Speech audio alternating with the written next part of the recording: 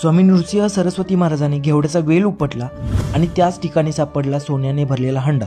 नमस्कार मित्रांनो, माझं नाव केतन गावडे। आज आपण जात आहोत ऋषीवाडीजवळील अमरापूर या पवित्र भूमीत। येथील अमरेश्वर मंदिराच्या पाठीमागे जाताना ठिकठिकाणी दिशा दाखवणारे बोर्ड लावलेले आहेत। अंदाजे 200 मीटर चालत गेल्यावरती महाराजांचे एक सुंदर मंदिर आहे।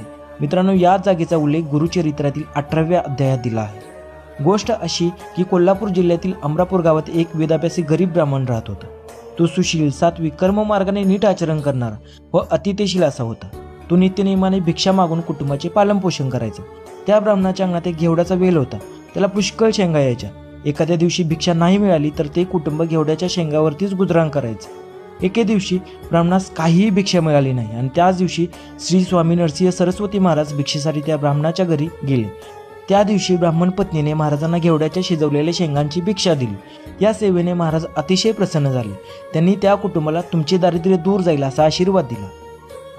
पण जाताना मात्र अंगणातील घेवड्याचा वेल उपटून टाकला आणि संगमावरती निघून गेले। नंतर ते ब्राह्मण कुटुंब महाराजांकडे गेले आणि म्हणू लागले, महाराज, आमची उपजीविका असलेले साधन म्हणजेच घेवड्याचा वेलही आपण उपटून टाकला। आमचे काही चुकले असेल तर आम्हाला माफ करा। तेव्हा महाराज म्हणाले, मी वेल तर उपटून टाकला आहेच, तू उर्वरित मुळ्या पण उपटून टाक। असे म्हणल्यावर तो ब्राह्मण घरी जाऊन जमीन खणू लागला। त्याने वेलाचे मूळ उपटून काढले तेव्हा त्याखाली एक हंडा सापडला। त्या हंड्याचे तोंड सोडले तर काय आश्चर्य, तो सोन्याने भरलेला हंडा होता। त्यांना समजले की ही सर्व श्री स्वामी नरसिंह सरस्वती महाराजांची लीला आहे।